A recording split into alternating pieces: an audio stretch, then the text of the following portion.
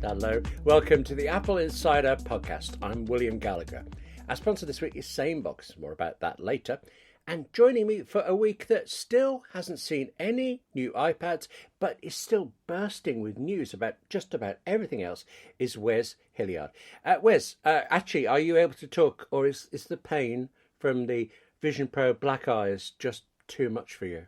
Yeah, I wanted the headline for that to be Steve Jobs punches you in the eye when you wear the Apple Vision Pro wrong, but it didn't work out. Okay, right. He just comes from beyond the grave to tell you you're wearing it wrong, very violently.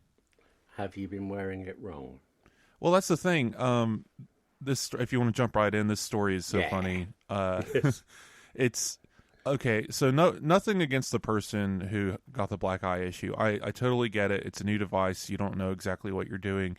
But one of the first things I did when I did the demo was they said you should not, feel pain when you're wearing the headset. Not only that, it should be somewhat rested and comfortable. But whoever got the black eyes kept tightening and tightening the fit band, I guess, until it just squeezed their head to oblivion. And some people just have really bruisable skin. I mean, I've known people you can poke in the arm and it turns purple an hour later. So it could have just been something like that. And the face is especially bruisable. So I'll give them that. But again, the Vision Pro should not be squeezing your head. It should be resting equal weight across the brow and the cheekbones, really. But if you feel too much weight on the cheekbones, it means you're wearing it wrong. Part of me does want to ask about why you go around poking people to find out if they're going to bruise an hour later, but another part of me doesn't. Except you have, in a strange way, perhaps that's a pastime. You've reminded me, the Apple Insider Plus this week for paid subscribers, it's all about planning for travel, how we use this gear and technology to plan our strange holiday ideas later. But stepping back a bit, there's this person who gets a black eye. They take the headset off, and what do they say? You should see the other spatial persona.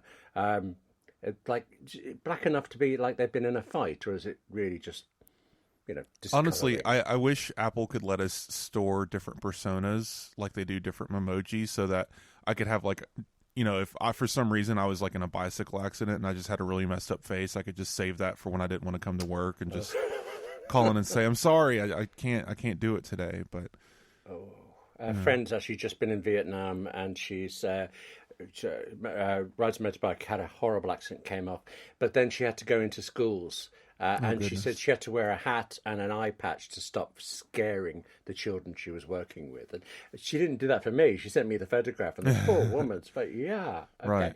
That's my nightmare for the rest of the week. But okay. I will say, for anyone curious, as far as Apple Vision Pro fit goes, if it doesn't feel comfortable, it's wrong. Go and get it. Go to an Apple store. I know that's a lot to ask, especially for a lot of people, but it's only available in the United States. So I can safely say you're probably near an Apple store. Even if it's a couple hours, it's worth the trip. You spent $3,500 on this thing. It should be comfortable. Go get the right band. Go get the right visor.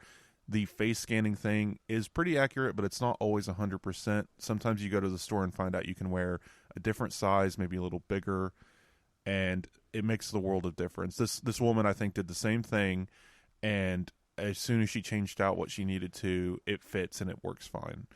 Again, it's just, I think a lot of people complaining of discomfort, headaches, stuff like that. It shouldn't be painful. Now, there is a few days of adjustment, especially for people who've never wore a headset, or especially for people who never wore glasses before. If you've just never had anything on your face, you're not going to know what that feels like. Your body's going to need to adjust. There's muscles in your neck that are used for supporting your head that are getting a workout because you've added 2 pounds to your head. I know that sounds ludicrous, but it's true. Any amount of weight you put on a hat, you've never wore a hat before, you grow your hair too long, suddenly your muscles are doing a different kind of work, and it's going to be a little sore. So there's an adjustment period for anyone, really. And Apple says if you notice a discomfort during that adjustment period, to only wear the headset for about 30 minutes. But you build up those muscles, you get your skin used to the pressure, and you don't have to worry about it. Me personally, I've never run into blemishes or bruises or anything like that. My face is pretty used to this kind of stuff because I wear headsets before. Right. And sorry, just to check, you do occasionally look in a mirror? Right, it's not that you don't have mirrors around, so you could. Yeah, okay. That woman who went back and changed things, or people who could. Do we know if Apple charges for replacements? Is it like in a warranty period thing? If it's an exchange, it's just an exchange. Oh, that's good. Yeah, the you definitely don't want to pay for a light seal unless you just want an extra one. And this is also another note.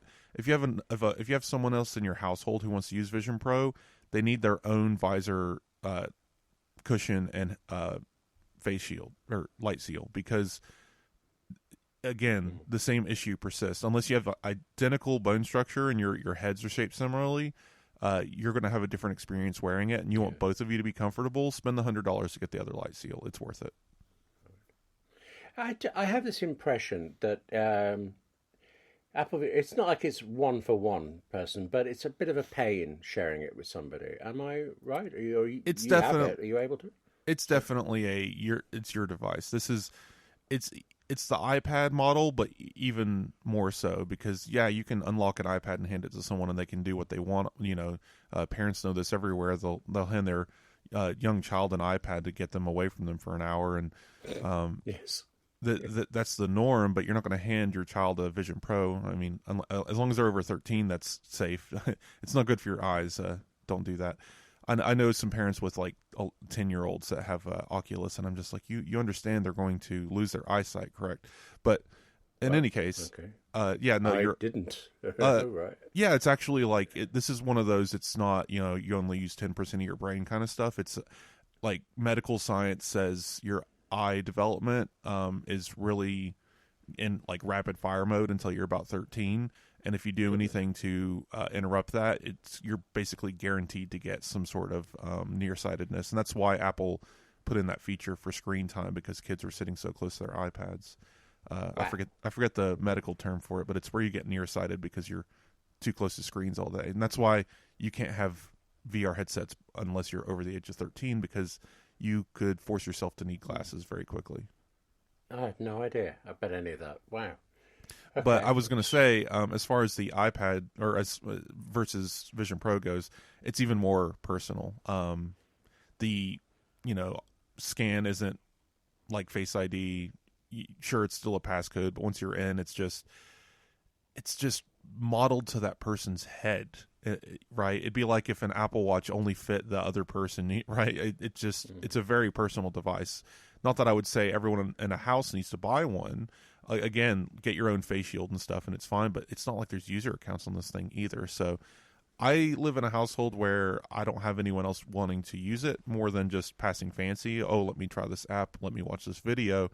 But yeah, if anyone needed full-time computing with Vision Pro in a shared environment, I'm not sure how that would work. It wouldn't be ideal anyway. So actually, it's as far away from a Mac as you can get. You can't have quick user switching. I think not that I ever have. Apple prefers users, it. Yeah, it makes sense. I know people get very confused on a Mac by the fact that you have to log in and where some of the files are because of different users, and they're never going to have a different user. It's their own device. So I'm kind of two directions on this. I don't really understand my girlfriend's mentality here, because I've tried having like household Macs. I've had a Mac set up in the living room with like her Apple ID signed into her own user account, Touch ID able to sign her in automatically. All of that, would never use it. Not once. She just prefers her iPad. And right. I thought you were going to say she's a PC user, in which case, okay. No, she has her own little. So I actually created a miniature version of my desk setup for her. So she has a monitor, keyboard, mouse hooked up through a dock in her little space downstairs, and she's able to connect her iPad with a single cable and have a full desk setup like I do. And she just prefers that to a Mac, I suppose. So weird world. Yeah, maybe I've rubbed off on her. I don't know. I feel like we're kind of spreading out, touching on a couple of areas, because I mean, you mentioned it's working on it. There's different types of apps. The passing fancy and just watching videos and things. Let's go with video first, because after you complained that there was only was it a 5 or 10 minute football thing for Vision Pro released after months of waiting. Now we have the promise of another dinosaur or two. Another 5-minute episode of Prehistoric Planet for Vision Pro, yes. Right, I can hear the thrill in your voice there. But you liked didn't it? Yes, no, I really enjoyed Prehistoric Planet. The models kind of fall down in 3D. I like the actual. You've watched the actual documentary, correct, on Apple TV Plus? No, actually, I've seen only bits of it. But, highly recommend it. I mean, just getting David Attenborough talking about dinosaurs is just it's worth the price of admission. It's amazing. But in any case, good documentary on Apple TV Plus. The models, of course, still fake. Dinosaurs they're not alive. Sorry to break it to you. Yeah, the models on Apple TV Plus are impressive enough. You can still tell they're CGI, but they're very well done. They're definitely the best I've seen, even compared to the silliness that Jurassic Park tries to pull off with their current CGI models. But you get into Vision Pro with the 3D space, 180-degree video. The models are very clearly almost video game characters. They're not. It's not that they're worse detailed. It's just because when they're in 3 dimensions, that you get to Uncanny Valley much faster, and that plane breaks. So it's still an enjoyable little documentary. The first one with pterosaurs was silent. There's some music and stuff. You got to look around and see dinosaurs kind of hanging out, but they didn't speak. There was no David Attenborough. I guess they didn't pay him. Oh, I see. I was thinking dinosaurs cracking jokes. The T-Rex has the best lines, but no, none of that. No, I love the TV show Dinosaurs. If you've never seen that one. Oh, good God, I've forgotten about that. Oh, it's a perfect TV show. Go watch it, everyone. In any case, no notes, especially the one where you get to throw your mother-in-law off of a cliff when she reaches a certain age. I will. That is an episode of Dinosaurs. I enjoyed the little thing. Again, it feels like a demo. It's a 5-minute video. This is not what's it called? Not interacting with dinosaurs. There's the app thing. Planets, no. Yeah. Well, there's an app that you can launch on Vision Pro that lets you kind of watch a dinosaur fool around in this space. Very similar to the Prehistoric Planet thing, but it's more interactive. The different dinosaurs kind of track your head, and as you move around and reach out with your hand, it'll snap at your hand. That was an interactive one. This is not interactive. It also feels a little more like a demo. It's 5 minutes. The first one was pterosaurs. They're kind of hanging out. There's like some raptors come in and try to mess around and eat one. And again, it feels more video gamey. It was fine. It wasn't actually a documentary. It was just, here you are in this space. And again, not to say it's bad. It's just not. Again, it's not very much. And so we're getting a second episode about Triceratops or whatever. Great. I love those guys. It's going to be fun to go in and look. Again, another little 5-minute experience. There's not going to be anyone speaking. Something's going to happen. A T-Rex is probably going to come in and ruin their fun eating grass. But great. It's just, I wonder how long until the first full-length. The closest thing to a full-length real anything was the Alicia Keys bit, because that one was actually, I believe, 20 minutes long, and it was really nice. It was, of course, just listening to her sing and talk to her coworkers and stuff. And the adventure one was very captivating. So like the adventure and the wild, they're single word names, funny enough. Adventure and Wild were also very captivating because, again, they were documentary styles. Someone was narrating. You got to look around and see these environments you've never seen before. Prehistoric Planet feels very much more demo-like in the fact that it's just you're kind of sitting there watching these animals interact, and it's fine. But all of that said, I was going to say is, Apple, come on. Step up the game. I understand we're still in the early days of Vision Pro, but if we don't get like a sizzle reel of a few more things coming in the fall, I'm going to start saying what's going on over there. It's far too early to tell with only 2 data points, but these were kind of about a month apart. 3.5 weeks, 4.5 weeks, somewhere around there. Do you think we're actually seeing a monthly release of 5-minute? Well, I think you're math's off there, William. The first episode was available on February 2nd when the Apple Vision Pro launched. Sorry, I'm April. thinking of the football one that we had. Yeah, that was actually 2 weeks ago. You're all messed up on time, aren't you? Timey-wimey stuff. It's all jealousy because I can't watch any of it. Really, that's what it comes down to. So, let's rub that in a bit more. Two months for a 5-minute video featuring no voice actors. And we saw in the sizzle reel there is more live action stuff. That I want to swim with the sharks. I want to fly in a hot air balloon. Like, all of that looks amazing. But again, it's just odd to me. Even this is something I've said before. Apple really needs to get on the Hollywood bandwagon of at least giving us dates. You know, they announced a sequel to a movie the other day. I can't remember which. It's not important. Saying it'll be out in 2026. I'm like, great. At least now I know when to expect that movie. I mean, I understand that it takes a long time to produce movies. Maybe people don't like that they're, getting teased out that long. But for me, honestly, I'm happy to at least know it's coming and have a date. Yes, that date can move. Often they do. But great. I'm happy to know that it's coming. Apple just does not do that. There are times we get PR in about a new TV series launching on Apple TV Plus 2 days before it's going to premiere, and that's just very odd to me. How does anyone know why no one cares at that point? Oh, well, I guess I'll subscribe at some point and watch it. But if you build up the anticipation, at least they'll have a reason to maybe get ready for it, pre-subscribe, go watch the seasons, season 1 and 2 before season 3 comes out, all of that stuff. Nope, here it is. Go ahead, no fanfare, and I think Apple needs to fix that side of their entertainment division. Well, I think they are, because the Steve Martin 2-part documentary got a huge amount of press. I think not very long before it, but at least a month.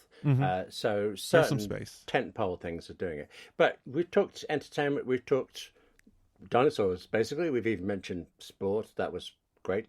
What about the fact that this week you and Mike Worthley wrote the best apps the iPad Pro, and it included some of these, but you also included productivity things, and that's the thing. That's what would sell me on Apple Vision Pro in the end, what I could actually work on it with. So what are the best productivity apps around that you're actually using, would you say?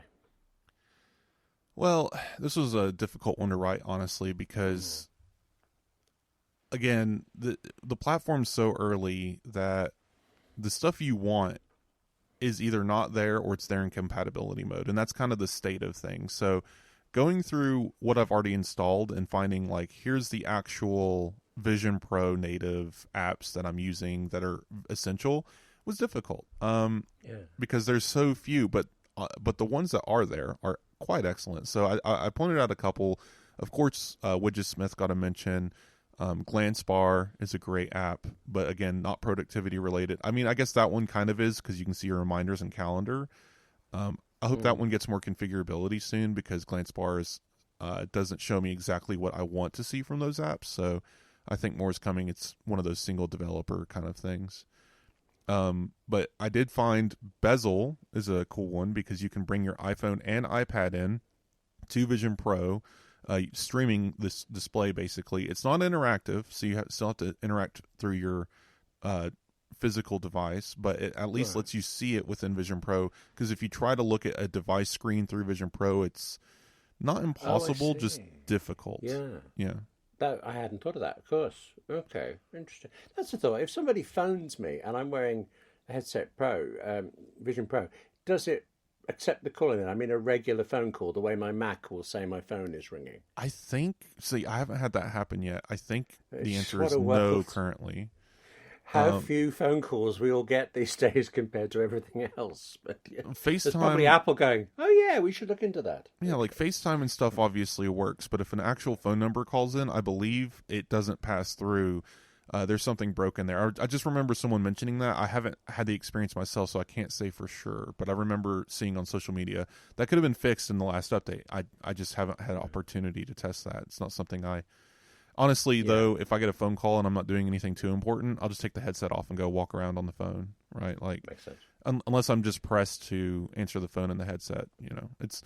I remember a lot of people kind of worrying about, seeing the video of the woman on the couch talking to their friend. In that situation, I would just take the headset off. It's just it's so easy to take off and put on, and there's no boot up time or anything. Just take it off. But one thing I did mention peak. Oh, I was going to say, but go ahead. After you.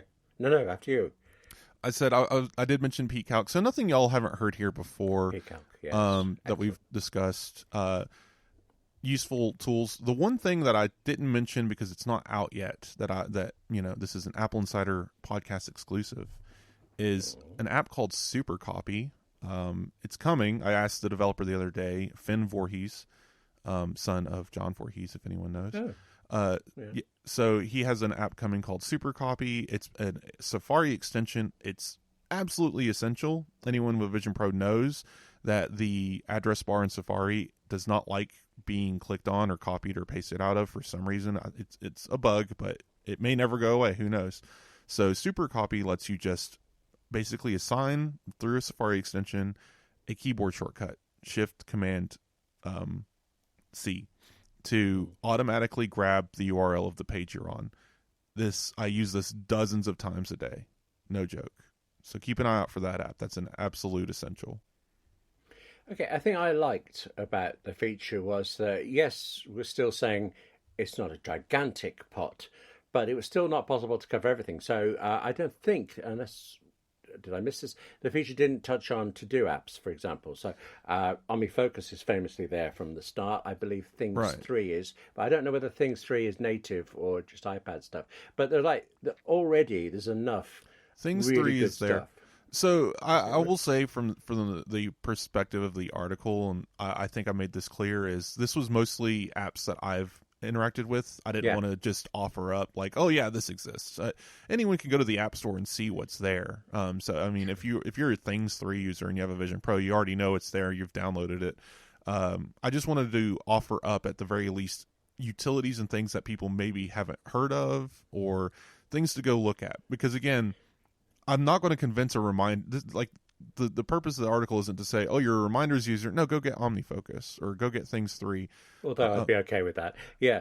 Right. The purpose was to say, you already have Vision Pro. You've already installed the apps you like. Here's some apps you may not have that will improve your utility on Vision Pro. I got the impression really that you were demonstrating the range, really, the fact that there is this widespread stuff. There are things there I would never touch because I would never get around to them in any other place. But there are others where it did add to the little list of why I should get an Apple Vision Pro. And I tell you, daily that goes up and down. Did anything the black eyes sorted it out? Right? Anything jump out at you as I got to get that, or I want to try that out? Well, at the time I was reading it, I also heard about the black eyes thing, so I stopped abruptly. But it sounds to me like I actually just made a note of that super copy thing for it. That's the kind of thing I would never have come across by accident, would never have thought to look at, would have just griped about the problems, that not knowing there was a solution. So right there, even now, I should have a chart day by day of pros and cons for buying Apple Vision Pro.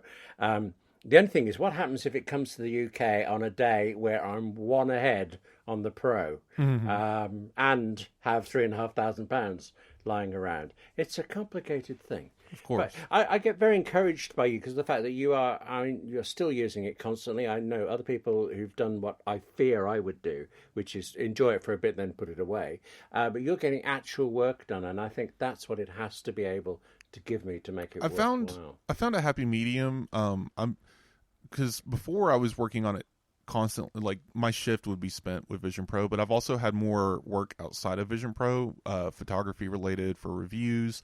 If I'm reviewing an object, I'm not going to use it through Vision Pro. I'm going to sit there and use it, and take notes, but I'm not going to put the Vision Pro back on to take notes. So that's why it's still good for me to have somewhat dedicated desk setup for my iPad. So I'll be working from my iPad to get certain social media things done, take notes on reviews, get up-to-date photographs. But when I know for a fact, and this is pretty much almost daily still, it's just not an entire 8-hour shift. So once I get to the part of my shift where I know I'm just going to be writing and I'm going to be creating images and focusing on news and inside pages and all that stuff we discussed before, Vision Pro goes on, and that's where I'm spending my time. But I'm finding circumstances where it's like, okay, if this was a lighter set of like AR glasses with perfect pass-through, sure, I would just use it for all computing all the time.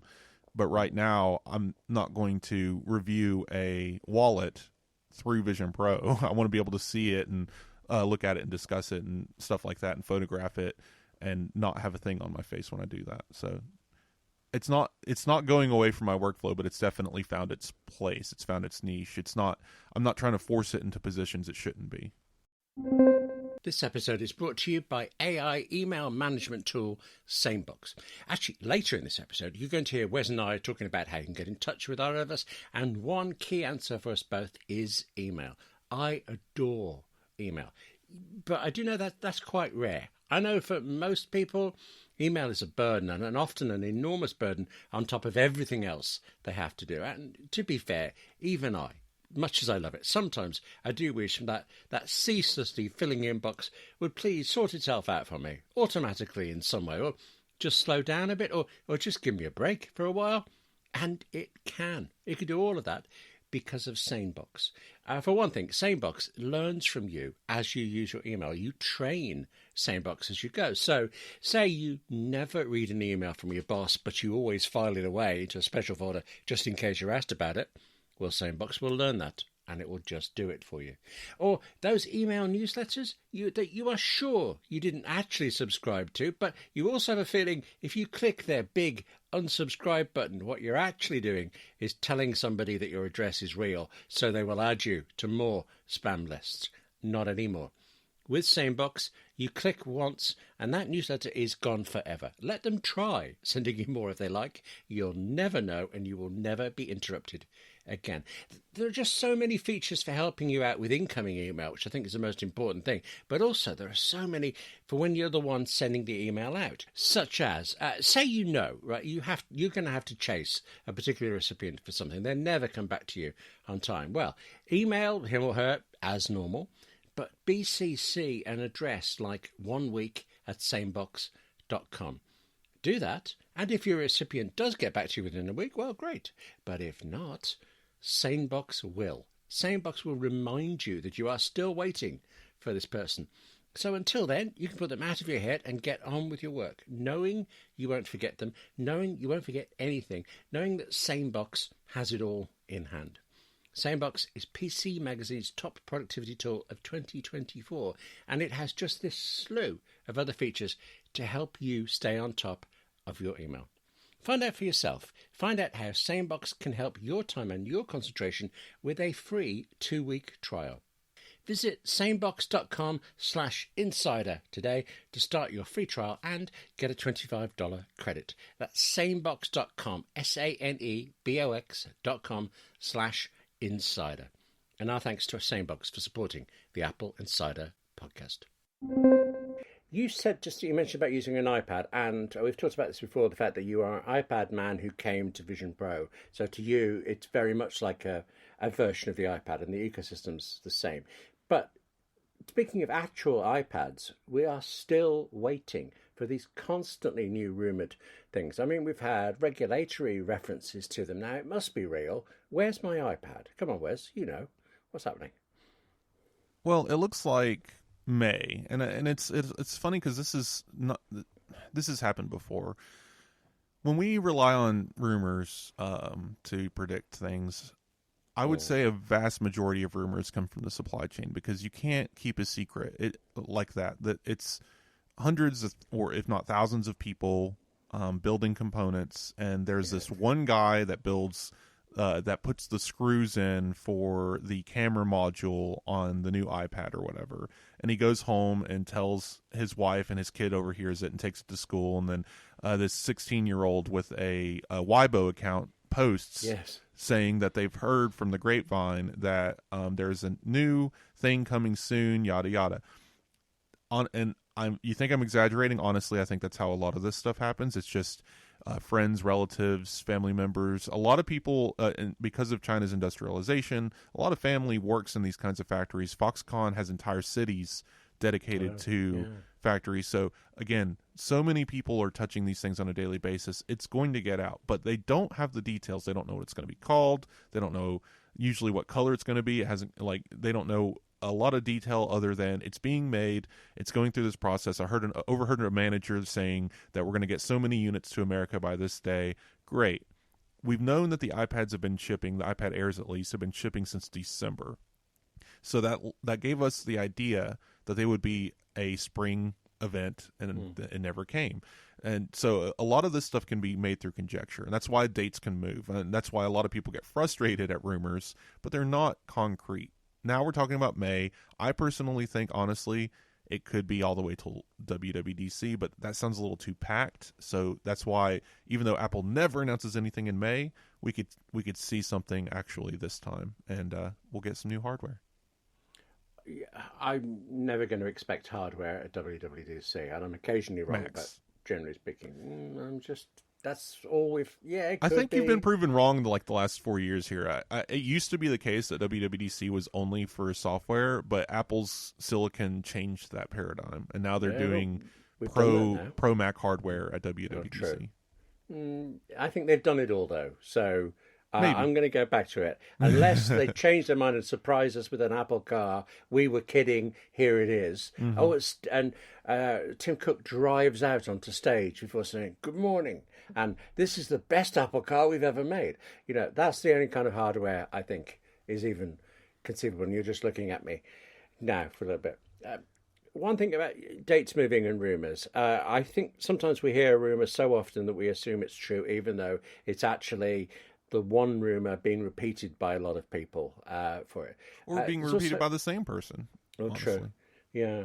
I think also an assumption, I might be overspeaking this, but I think there might be an assumption that Apple releases things when they're ready, when they've got them made. And I think actually, no. Nobody wants to make something and sit on it for a year, but they actually time the releases for all sorts of purposes. When is the moment that it will get the maximum attention and the greatest number of sales? It's why the iPhone moved to September after all those years of being June, July. So I can well believe that Apple is poised, ready to go, but still shipping from December and not releasing to May. That's got to be a very big warehouse somewhere, a bit of a Raiders of the Lost Ark sized warehouse with this stuff. Maybe they were ready to go, and then that bridge went down south of Baltimore, and then they decided, you know what, that's too much of an interruption to our supply chain. Got to move it back. I mean, I joke, but honestly, a lot of stuff can happen. There was an earthquake in Taiwan that could have interrupted part of the supply chain. There's always something, and I agree with you. Like they don't release things just because they're ready, because if that was the case, the iPad Air would have released in December. It's more so, is the supply chain ready? Do they have enough backstock to meet orders? Is there a holiday nearby that's going to allow them to make some money? May is a weird release cycle. It doesn't really address any real holidays. It doesn't really address upgrade cycles. I think at this point, they just need them to get out there. And there are changes coming in iPad OS that would give away the hardware, so it has to come out before WWDC. So I think it makes sense that they need to announce it before then, or else like they're going to spoil themselves more or less. An always-on display, for example, bringing Standby to iPad before the always-on display came out would be just a dead giveaway that OLED was definitely happening. That this device was just, again, it would be silly. So I expect we're going to hear about them anytime between now and June. Press releases can drop at any time. They could drop as we speak tomorrow. And oops, podcast is out. Kind of like last week when we released a podcast and an hour later, Emulator news dropped. So that was interesting. Yeah, definitely. I've got to ask you about that. But I know when we talk about Apple stuff, generally, apart from things the company's doing, usually we're interested in the device as the end result. But just from time to time, I get really interested in the logistics of how things move around. Because do you remember the story of what Tim Cook did with the first iMac? Do you know how he's quite a brilliant little move he did? No. Well, stop me if you remember this. I can't remember when it's been, late 1990s. So I don't think Tim Cook had been there very long, but he was running the logistics side. And before the iMac was ready, he booked air freight around Christmas time for all of it, whatever volume it was going to be. He paid in advance, booked all of that air freight, and that did two things. Apart from one thing, it must have given people ulcers thinking we will be ready, but they were. But it stopped any other competitor getting any airspace at all for it. So the iMac had like a clear run just because it was physically able to be moved somewhere. Kind of like buying every 3 nanometer chip available in existence for like 2 years straight. Yes, so Apple is still doing it. I mean, actually, no, you said there are other examples, aren't there, of buying up certain, I think it was processors before. They are, because they have the money and they can do it, but they also have the foresight to do it. It's funny. They are able to get this right. It's funny you mentioned air freight because Apple's moving away from that. They want to ship most of their iPhones by sea now. So Good point. And in smaller and smaller packages, which I guess, yeah, well, it is green, but it also means more items. But you're surprised they haven't done it before. From just economics. I guess that honestly, that kind of makes sense if we think about it. So the Tim Cook effect, if we want there to be millions and millions of iPads in the United States, but it's all coming by sea, I would start shipping them in December, not February, right? If we're waiting for all of these devices to come, and they're going to need a long lead time, so maybe that's why we're getting so many weird indications from the supply chain lately of, oh, this stuff's impending. Normally, when this happens or this happens, it's a month away or it's a week away. So it could be any day now. There's regulatory databases popping up showing these devices, yada, yada.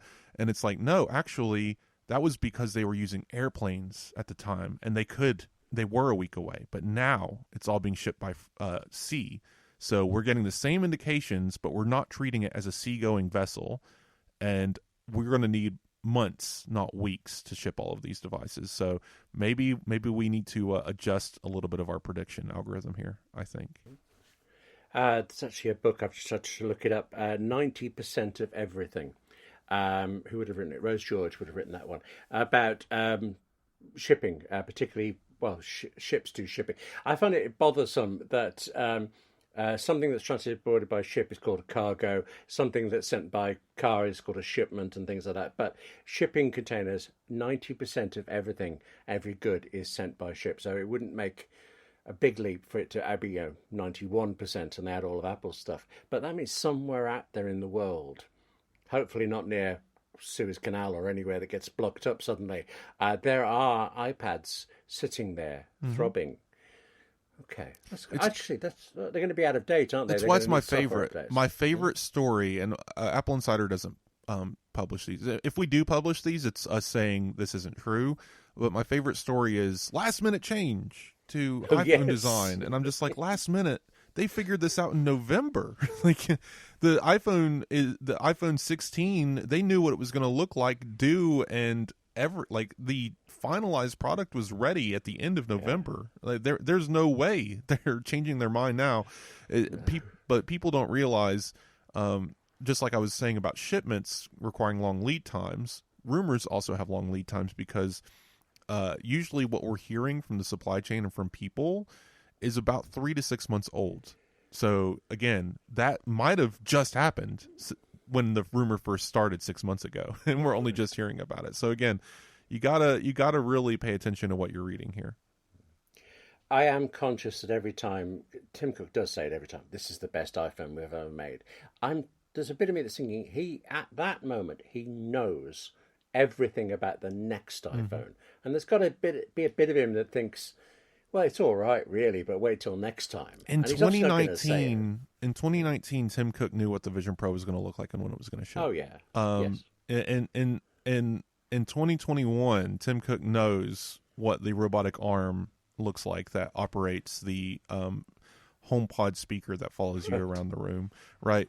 It's being the CEO of the richest company in the world must have the wildest perks, like to be the fly on the wall in these rooms where he's seen dozens of prototypes that will never exist. He probably has an air power mat on his desk right now. So it's just funny to think about.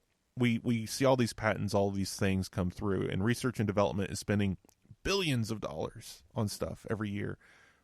What could he be seeing that we will never see? And I would love it if he could retire and write a book before he dies and just tell us all the nonsense. But of course, all of the laws in place will never allow that to happen. So I just feel like maybe we'll just never know. It's like we'll never see inside Willy Wonka's chocolate factory. No, it's sad.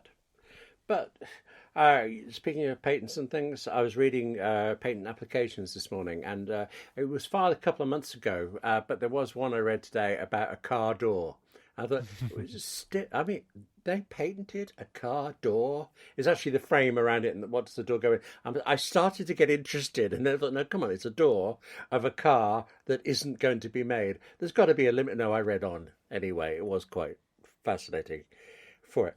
Well, okay, we're looking at the future of things. We're looking at how long things take. Let's just take this little bit of a leap to the past, because you mentioned it already, emulators.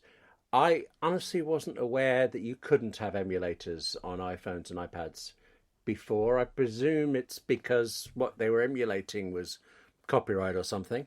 But is that changed? That's all over now? It's so complicated. So to start, Apple didn't allow emulation on iPhone or any of its products before. I mean, on the Mac, of course, you can go install an emulator. The Mac's different. But on iPhone and iPad and Vision Pro, you can't go to the App Store and download an app that lets you play Game Boy ROMs. And when I say a ROM, it's literally the read-only memory of the original hardware. So this is where it gets tricky. To legally emulate a game, you have to own the cartridge or disk that it originally was developed with, have the ability to remove the ROM from the disk onto your computer, and then what the emulator does is take that ROM and pretend to basically tell it, hey, I am a Game Boy Color, I am a Nintendo 64, and I'm going to run this as if I was that system, and the processing power of the computer needs to be adequate enough, and of course it is, to run a layer on top of its own sublayer of all of this code saying, hey, I'm a Nintendo 64, runs the ROM, good to go. Technically, you paid for the original cartridge, so you technically own the ROM, so you technically are legally allowed to play the emulator. The problem is, this is where it gets tricky, it is very easy to go online and just grab a copy of Pokemon Yellow from a website. And again, this can be debated to the ends of the earth. I own a copy of Pokemon Yellow. It's sitting in my room.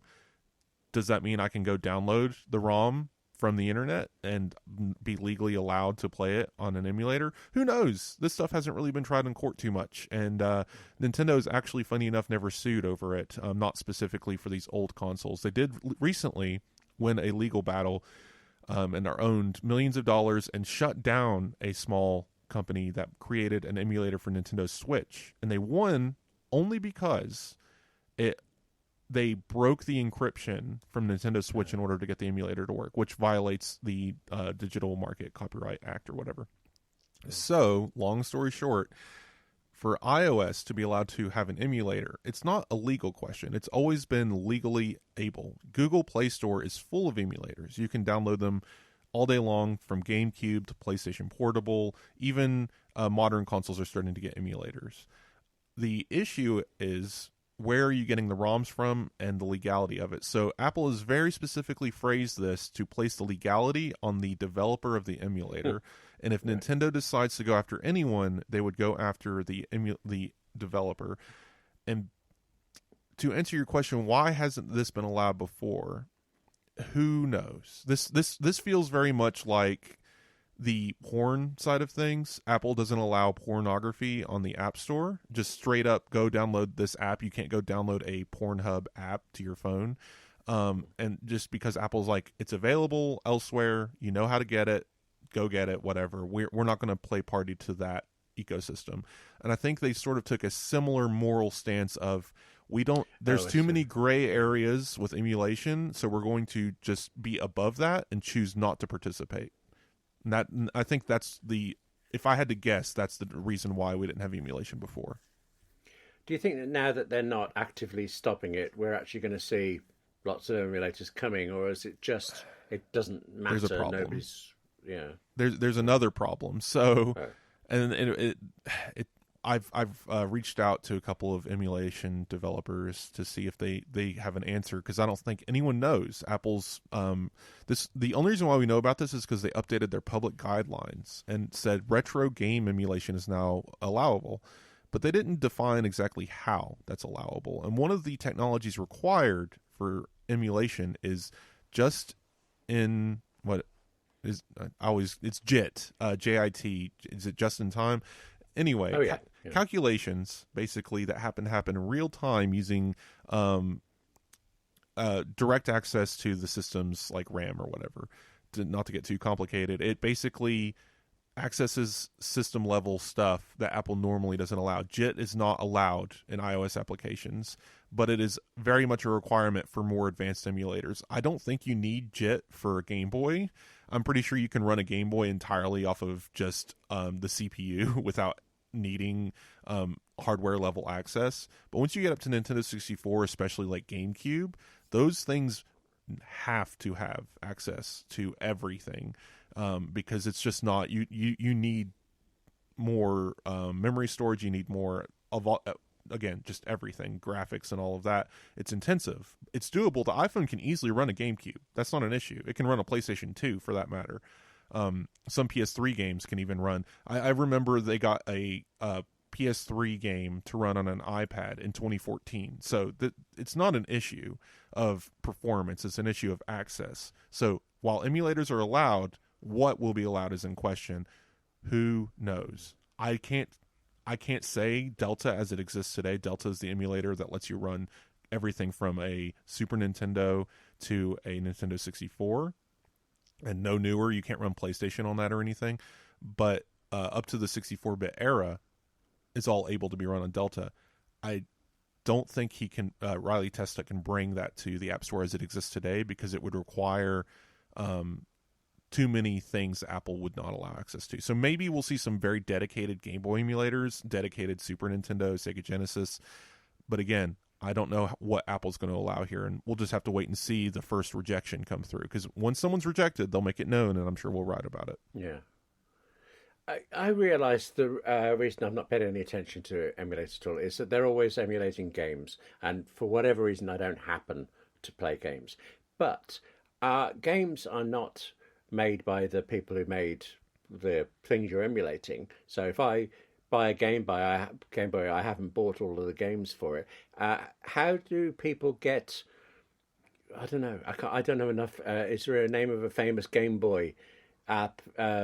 Tetris or whatever. How do I buy Tetris for Game Boy into a Game Boy emulator? Don't know where I get these things. So this is a whole. We could do an entire podcast, like not just an episode. I could literally do a 100 episode podcast on this. Wow. Okay. There's a lot of issues in the game industry right now. One of them is preservation, and anyone listening who's paid attention to this knows that there's software out there, not just software, but especially specifically video games, that will never be played again because it no longer exists. It's lost to history because of bit rot, damage to cartridges, limited sales of certain things. It's just gone. Licensing won't let us rebuild it, won't let us recreate it. There's laws tying up things everywhere. The way old licensing worked in a lot of games, like on PlayStation, Sony would have an entire game made by Naughty Dog and published, but and while Sony helped publish that game, they can't bring it to the PS5 as a remaster because there's one song in the game that was specifically licensed from an artist that won't relicense it for the remake. So they would have to go in and edit the library in the software. But in order to edit it, they would have to contact different copyright protection holders, and it becomes this whole legal battle that's not worth having, so it just never gets done. So that's why a lot of times when Nintendo announces, oh, we have the online store with emulation. Right now on Nintendo Switch, you can emulate Nintendo 64 and Game Boy because they built it into the system, and it's part of Nintendo Online. You can go play old games. Great. Not all of them, because so many of them are caught in that limbo. And again, because of the digital nature of it, you don't own it. Nintendo's not selling it, and the only people making money from it is Nintendo. So the original copyright holders are kind of left out of the loop as well. So again, long story short, it's complicated. You can't go online and give the original maker of Tetris, I think, who died recently.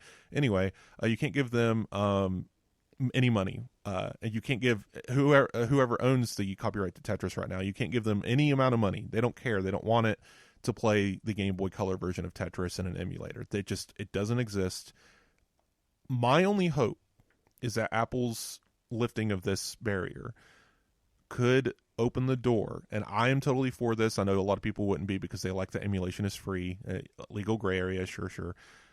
I would love if Apple talked to Sony to get a PlayStation emulator, talked to Nintendo to get a Nintendo emulator, went through all of these doors to get the software that can be run buyable in their own app stores on iOS, but we're a long way from that. But again, regardless, this does not mean tomorrow you'll be able to go and pay Nintendo for Pokemon Yellow on your phone. It's just the only way to do that is to download an emulator and get the ROM, and how you get the ROM is up to you. That's all I can say. Okay. I feel like light the blue touch paper or the yellow and walk away from it. That's the past and possibly the future of emulators. Let's do one last thing. I'm really keen to know what you think about this. The future of the iPhone and particularly AI, because today as we record this, investment bank JP Morgan has said, iPhone 16 Pro, that's not going to have any AI hardware stuff in it. It's going to be all in the iPhone 17 Pro. And I don't know how they know these things, but they're very, very confident about it. I think because we know Apple has been pretty blatant that AI is going to be a part of iOS 18 coming this June and September. I think we assumed the next iPhone would be AI ready. But is JP Morgan sensible and we're all wrong? Am I all wrong? What's the nicest word I can say on this podcast? I'll say bull hockey. Okay. I was going to say chocolate's a nice word, but that's not the kind of thing you mean. No, okay. Yes, okay. Yeah, and if you prefix that word with other words beginning with letters towards the start of the alphabet, if we say that, yeah? It's it's nonsense because clearly these people don't know anything they're talking about. There's already hardware in the iPhone for AI. There's hardware in all of these devices. Apple's Macs, iPads, Vision Pro has chipsets dedicated to neural processing, which is what we actually mean when we say AI. I want to see that movie. What we actually talk about when we talk about AI. Right. I just look. No. That's all I got to say is no. The neural engine's already there. This goes back to this naming convention that's total nonsense. I understand how AI and ML are different, but again, they're branches of each other. AI may be a more advanced version of it, but the naming is total nonsense. The technology you need to run AI is already here. And you can run these things locally on device. A lot of apps let you do that already. So, again, total nonsense. The iPhone 16 will absolutely have a neural engine. It'll probably be more powerful. And again, they might even have, if I had to guess, again, because Apple wants to be buzzworthy this time, they're mentioning AI. They even, with the M3 MacBook Air, they actually, in the press release, talk about AI and how the M3 MacBook Air lets you do certain things with it. And I thought that was an indication of what we're going to see. So I guarantee you, I will put money on it. iPhone 16, there will be mention of AI. Not only that, there was probably going to be a new processor alongside the neural engine, or they're going to call it Neural Engine Pro or something that is specifically called out as this is built for AI and AI processing, and it will make everything in iOS 18 much more pronounced. Everything we gave you in WWDC, it's this times a million or whatever, right? But it's already there, so I don't know what they're talking about. Do you think there's any chance Apple will just rename the neural engine, call it the AI engine that we've just invented and had for years? Nah, I'm okay. As well. I think that's very unlikely. There's two paths here, and one's, I think they're equally possible. I think Apple might just stick with AI because it's the market term and people know what it means. But there's equally as much chance, because we're talking about Apple here, that they'll come out with their own term. They could call it neural processing. They could call it something else. But Apple likes their marketing terms. We're not spatial computing. We're not in virtual reality. We're spatial computing, right? Yeah, everyone knows what virtual reality is. Almost no one knows what spatial computing is. Of course, you can probably figure it out based on the name, but you probably have to explain it. And that's Apple's marketing, is you can kind of figure it out, but you might have to explain it the first time. Again, it'll probably be obvious. Computer intelligence, some kind of marketing term, but I I don't know. I at this point, as much as Tim Cook has said it, and as much as it's shown up in PR, I think we're locked into the term AI as much as I hate it. Yeah, I mean, I'm not massively keen on machine learning as a term either, but I do prefer it to AI. It kind of makes sense. I mean, the machine isn't learning, so it is, I suppose, not true, and it just as much as untrue as artificial intelligence is. The machine learning isn't learning anything. You're building. You're giving it building blocks to make decisions, I suppose. But again, even the word decisions is wrong. It's not making a decision. So maybe we just need new words. I don't know. I actually got a little, it's AI related, but slightly off the point. I got a little depressed looking through Twitter. I mean, who doesn't get depressed looking through Twitter? But I stumbled across something. I know the thing that you kind of read it and you went on, and when I went back, I couldn't find it again, so I can't remember the names or who was doing it, but it was an example of AI describing a photograph. And the spiel was something about how clever it was and how it had, no biases, because we know all the Google Gemini stuff about biases. And the caption for this photograph was, girl in a hat on a train. And no, she was an adult woman. So that had a bias in it already. And it's a bias that the people who made it don't see as a bias. And there's so many things wrong with that description. Yeah. I mean, they were right. It's clever. How do you even know it's a hat, right? True. What do you to say? Who are you, sir, to define what a hat is? No, I find it very funny. Again, the tech bros of the internet are always entertainment for me. Pull out the popcorn. You do remind me of all those capture photographs of click on the bridges, and you look at it and you think, well, that isn't a bridge, but it doesn't agree unless I click on it. It's like a particular shaped sign or something. It reminds me a lot of people, not to get political, but there's people today who refer to the civil rights movement as if it was 100 years ago. But it was your parents were alive for it, correct? So, think about it today. You remember? I don't know, 1867 when Google misidentified black people as gorillas. Wow, right? Like, yes. it was 2015 or so when that happened. This is all still so new, and to call it anything other than an experiment is beyond me. I don't understand the people out there in the world. I see so many articles coming out. I fired my entire team of yada whatever and hired an AI and it did this, and it's just like, no, you're going to go bankrupt tomorrow. That's not how this works.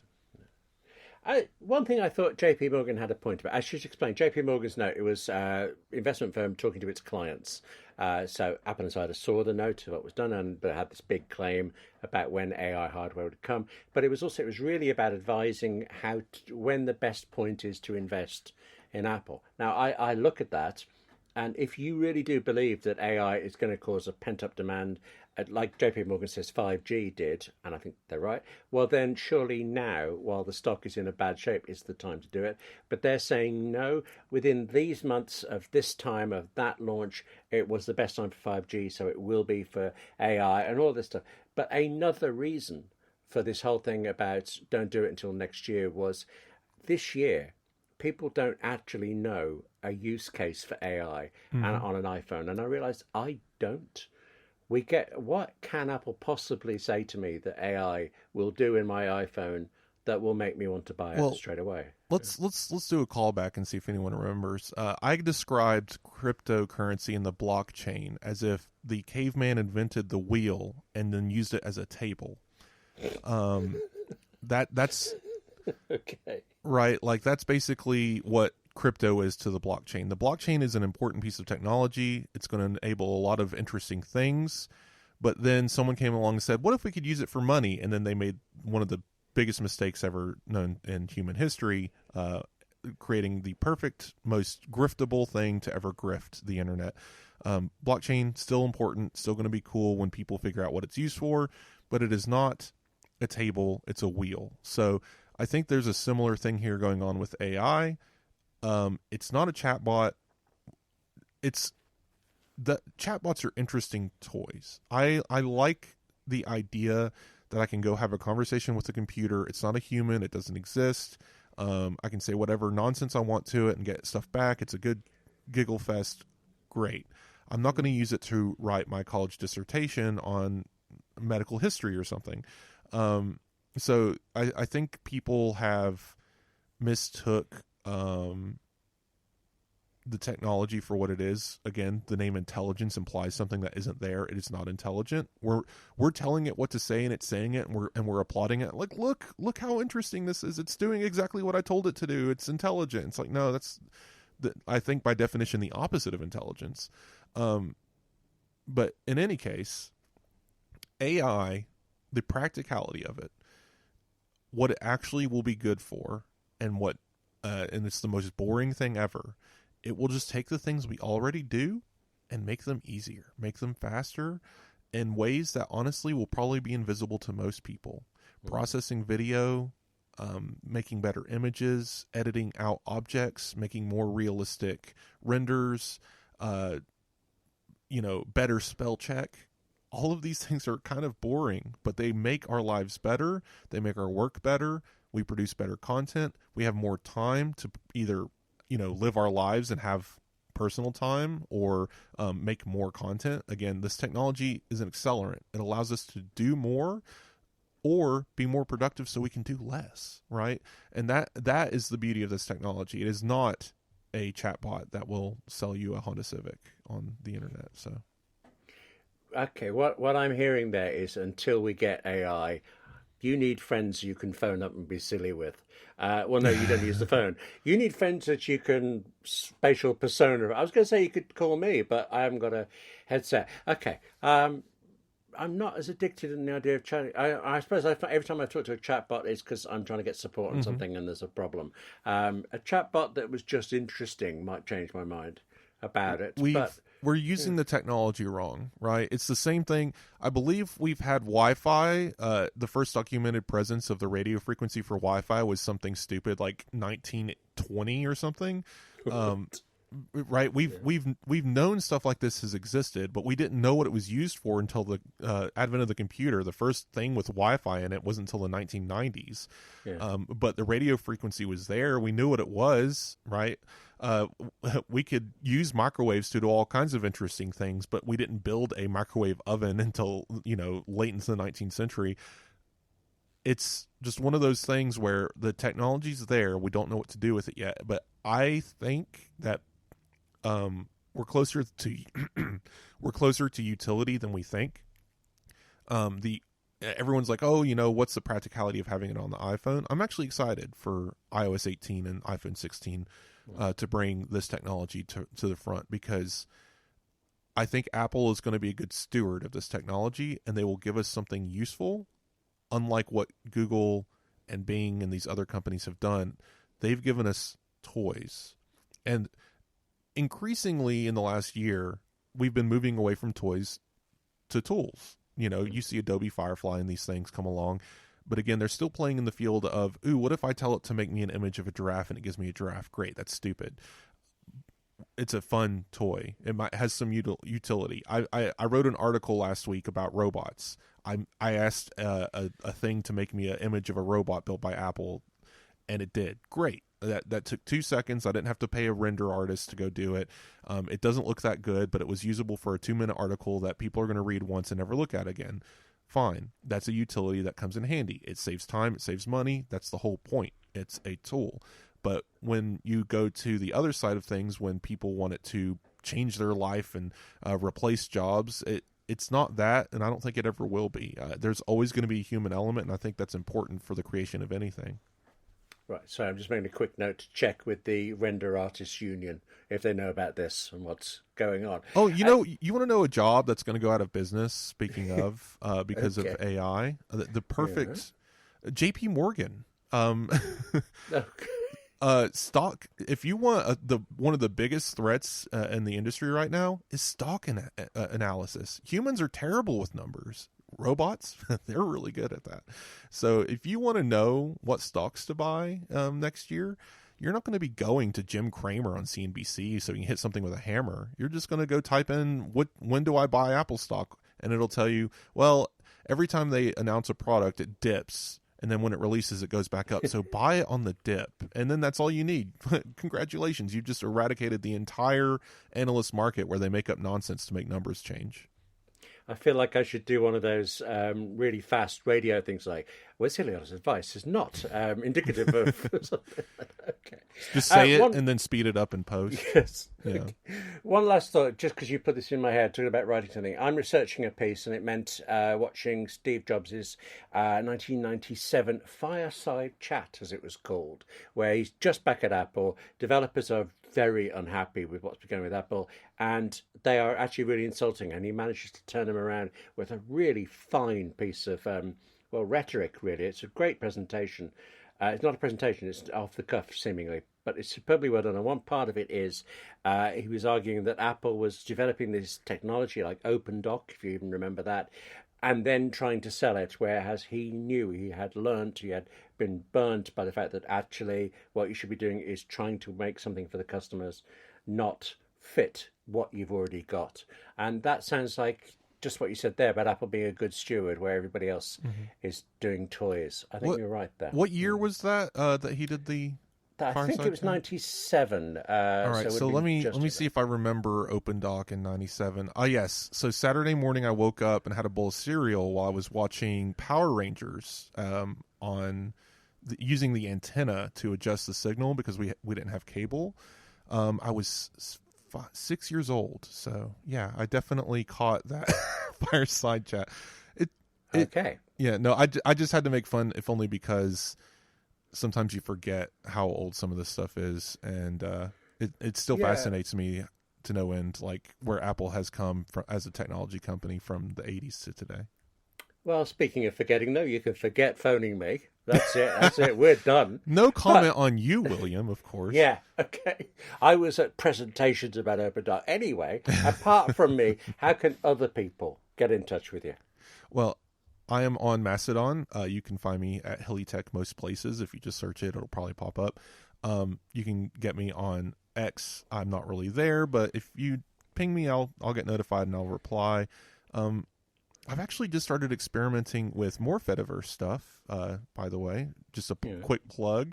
There's an Instagram alternative on Fediverse called PixelFed, and I am there trying to post more photos, and that could be fun. So you can find me there at HillyTech, at PXLMO, whatever. You'll find me. But again, best way, usually, like William, go to the article, any article I've written, click the email button in the top left corner, and it will open a draft just for you to write to me, and you can get me that way anytime. We love hearing about what you think of the show. We get some really nice emails from listeners.